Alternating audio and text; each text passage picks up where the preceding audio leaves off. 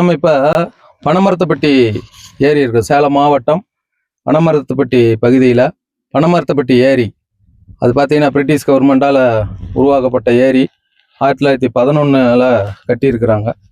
நம்ம இந்த ஏரியினுடைய நிலை எப்படி இருக்கு அப்படின்னு பார்க்கறதுக்காக வந்திருக்கிறோம்.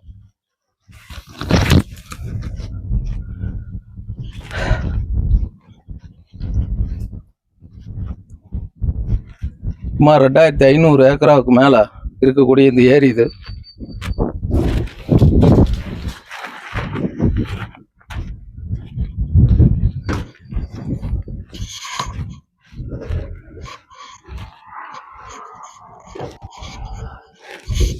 இந்த பரப்பளவு பூரா பாருங்க. ஐயா வணக்கம். இந்த ஏரியோட பரப்பளவு எவ்வளோ இருக்குங்க? இந்த ஏரியோட பரப்பளவு பார்த்தீங்கன்னா ஒரு 2000 ஏக்கர், சுமார் 2000 ஏக்கர் இருக்கும். இது வெள்ளக்கார காலத்திலேயே 1911ஆம் வருஷத்துலேயே கட்டின ஏரி இது. வெள்ளக்காரனால உருவாக்கப்பட்ட ஏரி இது. பார்த்தீங்கன்னா சுற்றுலாவில் எல்லாமே பார்த்தீங்கன்னா நிறைய பறவைகள் சரணாலயம் மாதிரி சின்ன சின்ன இடம் இருக்குது. பறவைகள்லாம் பார்த்தீங்கன்னா கோடை காலத்தில் அதோட இருப்பிடமாக இருந்த ஏரி தான் இது. இப்போ பார்த்தீங்கன்னா பராமரிப்பு இல்லாமல் அரசாங்கத்தால் கைவிடப்பட்ட ஒரு ஏரியா அது கருதப்படுது. இப்போ ரெக்கார்டில் பார்த்தீங்கன்னா 2555 ஏக்கர் அப்படி சொல்லப்பட்டிருக்குது. ஆமாங்க, அரசாங்க பதிவேட்டில். சரிங்க. இந்த ஏரிக்கு எவ்வளோ நாளைக்கு முன்னாடி தண்ணி வந்துச்சு? தண்ணி வந்தது பார்த்தீங்கன்னா சுமார் ஒரு 15 வருஷம் முன்னாடிங்க. 15 வருஷம் முன்னாடி பார்த்தீங்கன்னா நல்ல மழை இருந்த போது இருந்த நல்ல நீர்நிலையாக இருந்தது. இப்போ ஒரு 5 வருஷமா நீர் இல்லாமல் கொஞ்சம் வறட்சியாக தான் இருக்குது இந்த ஏரி. வறட்சியாக தான் இருக்குது. இதனால தண்ணீர் நிறைய நிறைஞ்சி இருக்கும்போது எந்தெந்த பகுதி பயனடையும்? இதுக்கு எங்கேருந்து தண்ணி வருங்க? தண்ணி பார்த்தீங்கன்னா மலை, அந்த மலையிலேருந்து அப்படியே வருங்க. நம்ம ஜருகு மலையிலேருந்து சேர்ந்த போல இந்த தண்ணி வருதுக்கு. அது பார்த்தீங்கன்னா எல்லாமே மலை பிரதேசம் தான். அந்த பக்கம் பார்த்தீங்கன்னா மலையாவே இருக்கு. தான் அந்த மலையில இருந்தா தண்ணி இங்கே சேருங்க. இந்த பக்கம் மலை இருக்கு. மலை எல்லாம் சுற்றிலும் எல்லாமே மலை தான் பாருங்க. இது ஃபுல்லாகவே மலை தான். மலைப்பாங்கான பகுதியில் ஒரு 2600 ஏக்கரா பரப்பளவில் இருக்கக்கூடிய மிகப்பெரிய ஏரி சேலம் மாவட்டத்தில். இது வறண்ட பூமியா ஆயிருக்கு. இது சேலத்திலேயே பார்த்தீங்கன்னா மிகப்பெரிய ஏரின்னு சொல்லலாம். சேலத்தில் இருக்கிற மாவட்டத்திலேயே பெரிய ஏரி இந்த பனமரத்துப்பட்டி ஏரி தான். இந்த ஏரியில இருந்து சுமார் சேலம் மாநகரம் ஃபுல்லுமே நீர் சப்ளை பண்ணிட்டு இருந்தாங்க. எதுக்காக வேண்டி? குடிநீருக்காகவும், பயிருக்காகவும், விவசாயத்துக்காகவும், எல்லா மக்கள் சம்பந்தப்பட்ட எல்லா இதுக்குமே பார்த்தீங்கன்னா இங்கிருந்து தான் தண்ணி சப்ளை பண்ணி. சேலம் மாநகருக்கு குடிநீர் வசதியை போக்கக்கூடிய, நிவர்த்தி பண்ணக்கூடிய ஒரு ஏரியாவும் இருந்தது. ஆமா. ஸோ இந்த ஏரியாலேருந்து பனமரத்துப்பட்டி ஏரியிலேருந்து பாசன வசதி பார்த்தீங்கன்னா சுத்தப்பட்ட ஒரு 10 ஊருக்கு பாசன வசதி பண்ணி கொடுத்துட்டு இருந்தாங்க இங்கே ஏரியிலேருந்து. முக்கியமாக பார்த்தீங்கன்னா இந்த ஏரியிலேருந்து குடிதண்ணி ராசிபுரம் வரைக்குமே குடிதண்ணி இங்கிருந்து தான் போயிட்டு இருந்தது. அப்புறம் சேலம் மாநகரத்து ஒரு சில ஏரியாவுக்கு இங்கிருந்து பாசன வசதியிலேருந்து பண்ணி கொடுத்தாங்க. குடிநீர் வசதி இங்கிருந்து தான் பண்ணி கொடுத்துருக்காங்க.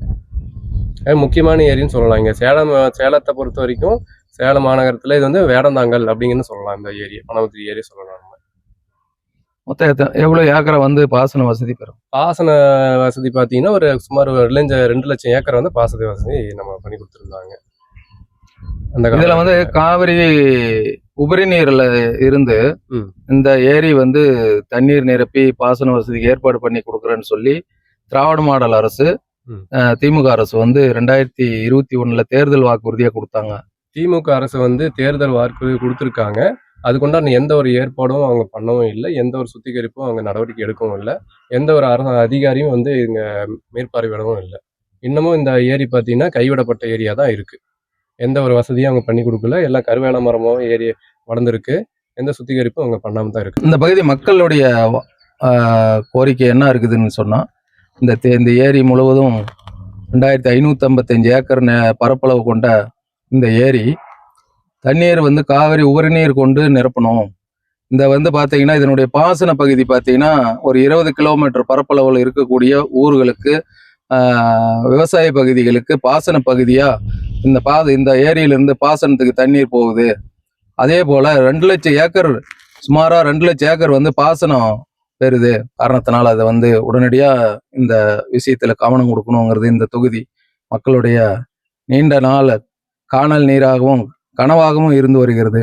ஆகையினால் வருகின்ற சட்டமன்ற உறுப்பினரும் வருகின்ற தமிழக அரசும் இதில் முழு கவனம் கொடுத்து இந்த பகுதி ஏரிக்கு, பனமரத்துப்பட்டி ஏரியை தூர்வாரி நீர் நிரப்பி கொடுக்க வேண்டும்னு கனவு கொண்டு இருக்கிறார்கள்.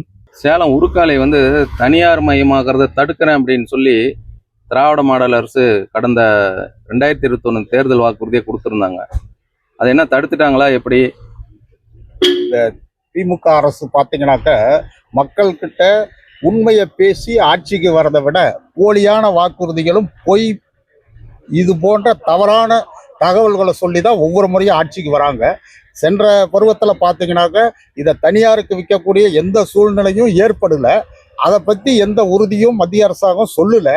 ஆனால் இவங்களா ஒரு கற்பனையை சொல்லி, கற்பனையான ஒரு நிகழ்வை சொல்லி இதை தனியாருக்கு விற்கிறதாவும் அதை இவங்க நாங்கள் தடுப்போம் அப்படிங்கிற மாதிரியும் தேர்தல் வாக்குறுதியில் சொன்னாங்க. ஆனால் தனியாருக்கு இதை விற்கக்கூடிய எந்த ஒரு சூழ்நிலையும் இல்லை. மத்திய அரசாங்கமும் இதை பற்றி எந்த அளவும் சிந்திக்கலை. வேலை செய்கிறவங்க அவங்க பாட்டுக்கு வேலை செஞ்சுக்கிட்டு இருக்கிறாங்க. நல்ல தொழிலாக இயங்குது. சேலத்தினுடைய அடையாளமாக இந்த ஊர்க்கால இருக்குது. இவ்வாறு இருக்கப்போ இதை ஒரு தவறான திசையில் பொய் பிரச்சாரம் பண்ணி மக்களை திசை திருப்பி இந்த மாதிரி ஒவ்வொரு நிகழ்வுலையுமே ஒவ்வொரு வாக்குறுதியுமே இந்த மாதிரி தான் இவங்க பண்ணிக்கிட்டு இருக்கிறாங்க. இது பார்த்தீங்கன்னா மக்கள் இதை புரிஞ்சுக்கணும். ஒவ்வொரு தடையும் ஒவ்வொரு நிகழ்ச்சியுமே இதே போல தான் வந்துகிட்டு இருக்குது. தவறான தகவல் இது. அந்த மாதிரி எந்த ஒரு நிகழ்வுமே இது நடக்கல. இல்லாத ஒரு விஷயத்தை அது இல்லாத ஒரு விஷயத்துக்காக தேர்தல் வாக்குறுதி கொடுக்குற ஒரே கட்சி அப்படி. ஆமாங்க. இல்லாத ஒரு வாக்குறுதிய, இல்லாத ஒரு நிகழ்வை தேர்தல் வாக்குறுதியா இவங்க கொடுக்குறாங்க. மக்கள் இதை புரிஞ்சுக்கணும். மக்களை திசை திருப்பி பொய்யான வாக்குறுதி கொடுக்கறதே தான் இவங்களுடைய ஆரம்பத்துல இருந்து இதுவரைக்கும் அதே வேலையா தான் இருக்கிறாங்க. சேலம் மாநகர் பொறுத்த வரைக்கும் கூட்ட நெரிசல், போக்குவரத்து நெரிசல் காரணமா பெங்களூர் சாலை சென்னை சாலை இணைக்கும் மூலமா ரிங் ரோடு அமைக்கிறதா 2021 திமுக கட்சி வாக்குறுதி கொடுத்துருந்தாங்க. அது நிறைவேற்றிருக்கிறாங்களா? அதுக்கான ஏதாவது வேலை முன்னேற்பாடுகள் பண்ணியிருக்கிறாங்களா எப்படி? ஆனால் இப்போ திமுக அரசு இப்போ 5 ஆண்டே முடிய போகுதுன்னா முடிஞ்சிருச்சு, அளவுதான். இன்னொரு 20 நாள் தான் இருக்குது நமக்கு தெரிஞ்சு. ஆனால் இதுவரையும் அந்த வாக்குறுதிகள் கொடுத்து இதுவரையும் ஒன்றுமே செய்யலை. சேலம் மாநகரில் ரிங் ரோடுன்னு சொல்லி அமைக்கிறேன்னு சொல்லி இப்போ அவங்க சொல்லியிருந்தாங்க. ஆனால் இதுவரையுமே அந்த வேலைகள் பாடுகளை செய்யலை. எந்த ஒரு சர்வேவும் பண்ணதில்லை இதுவரையுமே. ஆனால் அவர் எடப்பாடியார் இருக்கும் போது பண்ணது தான் அந்த ஓவர் பிரிட்ஜ் வேலைகள்லாம் செஞ்சுருந்தாங்க. அந்த வேலை தான் நடந்திருக்கு. ஆனால் இன்னைக்கு காலகட்டத்தில் நீ சேலம் மாநகரில் இன்னைக்கு ரிங் ரோடு அமைப்பு வந்தால் மட்டும்தான் இங்கே இது வாகனங்களுக்கான ஒரு எப்படி சொல்கிறதுனா நாங்கள் டிராஃபிக் இல்லாமல் போகிற அளவுக்கு ஒரு இது நடத்த முடியும். இன்றைக்கெல்லாம் சாதாரணமாக நீ சீலநாம்பட்டி டிராஃபிக் நம்ம போய் நின்னோம்னா ஒரு நாமக்கல் டு நம்ம சேலம் வர மாதிரி இருந்துச்சுன்னா நம்ம அரை மணி நேரம் டு 1 மணி நேரம் நம்ம நின்று தான் வர மாதிரி இருக்கும். அதே மாதிரி சென்னையிலேருந்து பெங்களூர் வர மாதிரி வண்டி வரதுனால சீலநாம்பட்டி போக அதுவும் ப்ராப்ளம் தான். அதே மாதிரி இந்த பக்கம் நீங்கள் ஏற்காட்டிலேருந்து வரும்போது அஸ்தம்பட்டி ரவுண்ட் நடந்தது பார்த்தீங்கன்னா அதுவும் அதே மாதிரி தான். ஒரு ஃபங்க்ஷன்னாலோ முகூர்த்தனாலோ நம்ம அந்த மாதிரி டைம்லாம் வண்டியில் வந்தோம்னா ஒரு சாதாரண ஒரு 2 வீலரில் பாஸ் பண்ணால் கூட இன்றைக்கி 10 நிமிஷம் நிமிஷம் ஆகுது ஒரு கடக்க. ஆனாலும் இன்னும் வருங்காலத்தில் இன்னும் நமக்கு வாகனங்கள் இன்னும் பெருகிட்டு தான் போகும் தவிர வளர்ச்சிகள் வளர்ந்துட்டு தான் இருக்கிற தவிர நமக்கு இந்த வாகன நெரிசலை குறைக்கணும்னா நமக்கு கண்டிப்பாக நமக்கு ரிங் ரோடு அமைச்சிடணும்னா இது பொய்யான வாக்குறுதியை கொடுத்துட்டாரு போன ட்ரிப் ஸ்டாலின் ஐயா. இது திருப்பி நம்ம ஆட்சி மாற்றம் வந்த வாட்டி இந்த இமீடியட்டாக இந்த விஷயத்தை நம்ம எடப்பாடியார் அவர் ஆட்சி அமைச்சா இந்த ட்ரிப் சொல்லி நமக்கு ரிங் ரோடு அமைச்சு தரணுன்றது பெரிய ஒரு வேண்டுகோளாக வைக்கிறேங்கண்ணா. நாங்கள் சேலம் மாநகர பகுதியில் தான் இருக்குங்கண்ணா. அதனால தான் நம்ம இந்த விஷயத்தையும் தெரிஞ்சனால நம்ம சொல்கிறோம். சேலம் மாநகரில் நிறுத்துறதுக்கு இடம் இல்லாமல் இருக்கிற காரணத்தால ஒரு பெரிய இடம், மிகப்பெரிய ஒரு இடத்த ஒதுக்கி கொடுக்கறதா அதே தேர்தல் வாக்குறுதியில் கொடுத்துருக்குறாங்க. அதை எப்படி பார்க்குறீங்க? அண்ணா கண்டிப்பாண்ணா. நானும் பார்த்தீங்கன்னா நாங்கள் லாரியோட டிரான்ஸ்போர்ட் தான் நாங்களும் வச்சுருக்கோண்ணா. இது ஆல்ரெடி பார்த்தீங்கன்னா எங்களுக்கு செவ்வாப்பேட்டை லாரி மார்க்கெட்டில் எங்களுக்கு ஒரு இடம் கொடுத்தாங்கண்ணா. இப்போ ஆக்சுவலாக பார்த்தீங்கன்னா அந்த பிரிட்ஜ் ஒன்று புதுசாக ஓவர் பிரிட்ஜ் ஒன்று போட்டிருக்காங்க. அங்கே சந்தைப்பேட்டையில் வண்டி நிறுத்துறதுலாம் அங்கே வண்டி இருந்துச்சுன்னா இப்போ எங்களுக்கு இடத்த நாங்கள் மாற்றி அமைச்சு கொடுக்குறோம், டால்மியா போர்டு பக்கம் தரோன்னு சொல்லி ஆக்சுவலாக அவங்க பிள்ளை எங்கள்கிட்ட சொன்னாங்கண்ணா. இதுவரையுமே ஒரு ஆக்ஷன் கூட எடுத்து இது மாதிரி எந்த பகுதியில் இடம் கொடுக்குறன்றத ஒரு நாள் கூட கூப்பிட்டு ஆய்வு பார்த்தல. இது எங்கள் அசோசியேஷன் தலைவருக்கு இந்த விஷயம் தெரியும்னா அவரும் இந்த விஷயத்த பார்த்துருக்காரு. லாரி எங்களுக்கு நிறுத்துறதுக்கு ஒரு இடம் கொடுங்க, எனக்கு ஒதுக்கி கொடுங்க, அப்படியே அவுட்ரு பக்கமாக. ஏன்னா சிட்டி லிமிட்டும் எங்களுக்குள்ளே இருக்குது லாரி ஸ்டாண்டு. ஆக்சுவலாக பார்த்தீங்கன்னா செவ்வாப்பேட்டை சிட்டி லிமிட் வந்துருச்சு. ஆனால் டைம் 11 மணிக்கு டைமுக்கு தான் உள்ள வண்டியும் வரணும். திருப்பி சாயந்தரம் 4 மணிக்கு மேலே வண்டி உள்ள வரக்கூடாது ஸ்கூல் டைம்ன்றதுனால எங்களுக்கு அவுட்டரில் அமைச்சு தரேன்னு சொல்லியிருந்தாருங்க ஸ்டாலின். அவர் வாக்குறுதி கொடுத்துருந்தாரு. ஆனால் அந்த வேலையும் இது வரையும் செய்யலை. இவர் இந்த பொய்யான வாக்குறுதியை செஞ்சுக்கிட்டே தான் இருக்காரு. யாருக்கும் உடனடியாக செய்கிற மாதிரி எந்த வேலையும் இல்லை.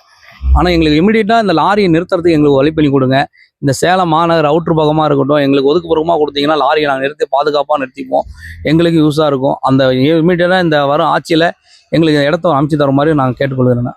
அதே போல் ஆட்டோ நகர் அமைக்கப்படும், சகல வசதிகளோட கூடிய ஆட்டோ நகர் அமைக்கப்படும் அப்படின்னு வாக்குறுதிகள் கொடுத்துருந்தாங்க. ஆட்டோ நகர்னா என்ன, அதில் என்னென்ன ஸ்பெசிஃபிக்கெல்லாம் அடங்கியிருக்கும். அதை பற்றி கொஞ்சம் சொல்லுங்கள். ஆனால் இது பார்த்தீங்கன்னா காஞ்சிபுரம் சைட்லாம் இருக்குங்கண்ணா. நம்ம தமிழ்நாட்டிலே காஞ்சிபுரம் சைடில் ஆட்டோ நகரம் ஒன்று இருக்குது. அங்கெல்லாம் உள்ளே போனி பார்த்தீங்கன்னா நம்மளோட வண்டிகளுக்கு தேவையான உற்பத்தி பாகங்கள் அதான் பார்த்தீங்கன்னா அங்கே டிங்கரு, மெக்கானிக்கு, நம்ம லாரி பாடி பில்டிங் வேலை செய்கிறவங்க, பெயிண்டருங்க, நமக்கு வண்டிக்கு தேவையான ஆட்டோமொபைல்ஸ் கடை எல்லாமே இருக்குங்க. நாங்கள் உள்ள அங்கே நம்ம உள்ள ஒரு ஒர்க் பண்ண போனோம்னா அங்கே எல்லா பொருளுமே இருக்க வைக்கிற இடம் தான் ஒரு இடம் தான் ஆட்டோ நகரன்றது. அதே வாக்குறுதியை தான் நம்ம ஸ்டாலினையா 2021 இங்கே சொல்லியிருந்தார் எங்கள்கிட்ட. என்னான்னு, நாங்கள் ஒரு ஆட்டோ நகரம் அமைச்சு தரேங்க, சேலம் மாநகர் உங்களுக்கு ஆட்டோ நகரம் ஒன்று அமைச்சு தரேங்க அப்படின்னாரு. இதுவரையும் அதோட வாக்குறுதி இதுவரையும் நிறைவேற்றலைண்ணா. இவர் எல்லாம் சொல்றதில்ல வாக்குறுதி பார்த்தீங்கன்னா எல்லாம் பொய்யான வாக்குறுதி தான் சொல்லிட்டு இருக்காரு. இதுவரையும் எந்த ஆக்ஷனும் எடுக்கல. இதுவரை எந்த இடமும் எங்களுக்கு தேர்வு பண்ணல, எந்த விஷயங்களும் நடக்கலண்ணா. இதெல்லாம் உடனே இந்த வரும் ஆட்சியில் இதெல்லாம் மாற்றங்களை கொண்டு வந்து திருப்பி இதை அமைச்சு தர மாதிரி நாங்கள் கேட்குறோங்கண்ணா. ஆனால் இவர் சொல்லிடுற 531 வாக்குறுதியில் இவர் பார்த்தீங்கன்னா ஒரு 10% வாக்குறுதியே நிறைவேற்றி இருக்க மாட்டார்னா. இதெல்லாம் போன பிரிவில் செஞ்சு வச்சதான் இதெல்லாம் செஞ்சு வச்சுட்டு இருக்காங்க. இவங்களாம் எதுவுமே புதுசாக ஒரு வாக்குறுதி அதை இருந்ததை எடுத்து இவங்க எதுவுமே பண்ணலை. இதெல்லாம் பார்த்தீங்கன்னா கடைசி காலங்களில் பார்த்தீங்கன்னா இப்போ எலெக்ஷன் டைமில் வரும்போது இந்த மகளிருக்கு பார்த்தீங்கன்னா காலையில் ஒரு 7 மணிக்கு டிவி ப்ரெஸ் மீட் கொடுக்குறாரு. பணம் மகளிருக்கு பார்த்தீங்கன்னா ஒரு 5000 நான் அக்கௌண்ட்டில் போட்டிருக்காரு. யார் உங்கள் மகளிர் உங்களை கேட்டாங்களா 5000 போட்டீங்களான்னு? 28 மாதமாக உங்களுக்கு தெரியல. நமக்கு இது மாதிரி பணம் வந்திருக்கு, இது மாதிரி வரலன்றது தெரியல. திடீர்னு நீங்கள் பார்த்தீங்கன்னா 4000 5000 பணம் போட்டிருக்கேன், மகளிர் நீங்களாம் சந்தோஷப்படுறாதீங்க, அதை பார்த்து செலவு பண்ணுங்கன்றாங்க. ஏன்னா இந்த 5000 வச்சு எத்தனை மாதம் குடும்பம்? விலைவாசி உயர்வு பண்ணது நீங்கள் தான். வந்தவனே பெட்ரோல் டீசல் விலையை குறைச்சிருவோம், நீங்கள் எந்த வேலையும் செய்யலை. வரியை குறைச்சிருவோம், நீங்கள் வரியும் ஏற்றிட்டு தான் போனீங்க. வீட்டு வரி பார்த்தா நீங்கள் லட்சக்கணக்கில் போயிட்டு இருக்குது. அவன் 1000 2000 கட்டிட்டா நீங்கள் லட்சக்கணக்கில் கட்டிட்டு இருக்கிறான். கரண்ட் பில் மாதத்துக்கு 1 ரூபாய் எடுக்கிற நீங்கள் இதோட என்னங்க பண்ணீங்க? கரண்ட் பில் விலை ஏற்றிட்டு தான் போயிருக்கிறீங்க, என்ன செஞ்சுருக்கீங்க? அதே மாதிரி பார்த்தீங்கன்னா வழியில் இருக்கிற இந்த டோல்கேட்லாம் பார்த்தீங்கன்னா நாங்களாம் இது பண்ணிடுவோம், மூடிடுவோம். நாங்கள் வந்தோடனே ஆட்சி வந்தோடனே நாங்கள் டோல்கேட் எடுத்துருவோம்னாங்க. ஆனால் இது நாள் வரையும் சொன்ன வாக்குறுதியில் இந்த வாக்குறுதியுமே செய்யலை.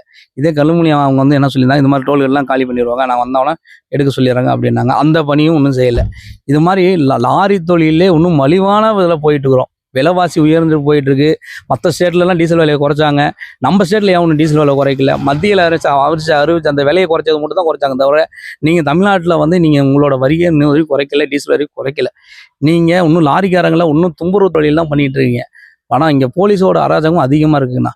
லாரி ஒரு இடத்துல போயிட்டுங்கன்னா பின்னாடி ஃபோட்டோ எடுத்து ஒன்று கேஸை போடுறாங்க, அது ஆன்லைனில் கேஸ் வருது. இது எங்கள் மாநில தலைவர் அண்ணன் இவர்கிட்டையும் சொல்லியிருந்தோம், தன்ராஜன்கிட்ட சொல்லியிருந்தோம். அவர் என்ன சொல்கிறாரு, இது மாதிரி லாரிக்கு ஆன்லைன் கேஸ் போடக்கூடாதுன்னு சொல்லிட்டு ஏற்கனவே ஸ்டாலின் ஐயாட்ட போய் ஒரு பெட்டிஷன் கொடுத்துட்டு வந்திருக்காரு. லாரிக்காரன் நிற்கும் போதே நீங்கள் கேஸை போடுங்க, லாரி போயிட்டு இருக்கும்போது ரன்னிங்லாம் கேஸ் போடாதீங்க, ஓனருக்கு தானாக மெசேஜ் போகுது, டிரைவர் கேட்டால் தெரியலன்றாங்க. இது மாதிரி சம்பவங்கள்லாம் அதிகமாக நடந்திருக்கு. இது தேவையில்லாத ஒரு பொய்யான கேஸ் எல்லாம் போட்டுட்டு இது மாதிரிலாம் நான் என்னோட வண்டிக்கே நானே ஒரு 2 ட்ரிப் கட்டியிருக்கேண்ணா. சென்னையில் வண்டி சிட்டிக்குள்ளே வண்டி போயிருக்கு, நைட் டைம் வண்டி ரிலீஸ் ஆகி வெளியே தான் வரும். நாங்கள் பகலில் வண்டி போகுது, நைட்டு தான் வருவோம். நைட்டு டைம் வந்துட்டு இருக்கும்போது என்ன பண்ணார், ஒரு போலீஸ்கார் எடுத்து என்னன்னா அது வண்டி கேஸ் போட்டிருக்காரு. கேஸ் போட்டது எங்களுக்கு தெரியல, அது என்ன கேஸுன்னு அப்புறம் கண்டுபிடிச்சா அவர் ட்ரிங்க் அண்ட் டிரைவ் கேஸ் தான். அந்த டிரைவர் அவன் தண்ணியே அடிக்க மாட்டானா, அந்த டிரைவர் தண்ணி அடிக்க மாட்டான், அவன் ட்ரிங்க் அண்ட் கேஸ் போட்டான். அந்த டிரைவரை விசாரிச்சா அன்னைக்கு 2 வீலரில் 2 பேர் வந்தாங்கன்னா அவங்க 2 பேர் வந்துட்டு போனாங்க, அவங்க தான் ட்ரிங்க் அண்ட் டிரைவ். என்ன வண்டினே தெரியாத லாரி மேலே ட்ரிங்க் அண்ட் கேஸ் போட்டிருக்காரு. இது மாதிரிலாம் நாங்கள் ஆட்சியில் இப்படி ஆளுங்களை வச்சுக்கிட்டு நாங்கள் லாரிக்காரங்க ஒன்று என்னென்ன பண்ணுவோம், அந்த பணத்தை கட்டிட்டு தானே வந்தாங்க, ஒன்றுமே பண்ண முடியாது. நாங்கள் அதை கோர்ட்டில் போய் கட்டிட்டு வந்தாங்கண்ணா. லாரிலாம் தொழில் ரொம்ப சிரமத்தில் இருக்குண்ணா. இதெல்லாம் நீங்கள் முன்கொண்டு பார்த்து உடனே இந்த ஆட்சி மாற்றத்தை கொண்டு வந்து இந்த ட்ரிப்பு மாற்றி கொடுக்கணுன்றது கேட்டுக்கொள்கிறேன்னா, இந்த வரி இழப்பெல்லாம் சீக்கிரமாக நீக்கணுன்ற டோல்கேட் வழியாக நீக்கணும்னு சொல்லி கேட்டுக்கொள்கிறோம்ண்ணா. சேலத்தில் இது போல் பொய்யான வாக்குறுதிகளை வாரி வழங்கியிருக்கிறாங்க. காரணம் என்னன்னு கேட்டால், பல லட்சம் லாரிகள் இங்கிருந்து பல மாநிலங்களுக்கு இந்தியா முழுவதும் பயணம் பண்ணி கொண்டிருக்குது. அதனால இவங்களை லாரி ஓனர்கள், லாரி ஓட்டுநர்களை கவர் பண்றதுக்காக வேண்டி அவர்களுடைய ஓட்டுக்காக பொய்யான வாக்குறுதியில் அள்ளி வீசி இருக்கிறாங்க திமுக அரசாங்கம். அப்படி மக்கள் குற்றச்சாட்டு வைக்கிறாங்க. இதை சரி பண்ணணும். வர அரசாங்கம் இதை இந்த திமுக அரசாங்கம் வச்சிருக்கிற இந்த குறைகளை நிவர்த்தி பண்ணி கொடுக்கணும். இந்த வாக்குறுதிகளை வர்ற அரசாங்கம் எந்த அரசாங்கம் வந்தாலும் சரி நிவர்த்தி பண்ணி கொடுக்கணுங்கிறது இந்த லாரி ஓனர்கள், ஓட்டுநர்களோட லாரி தொழில் சார்ந்து இருக்கக்கூடிய தொழிலாளர்களுடைய கோரிக்கையா இருக்கு.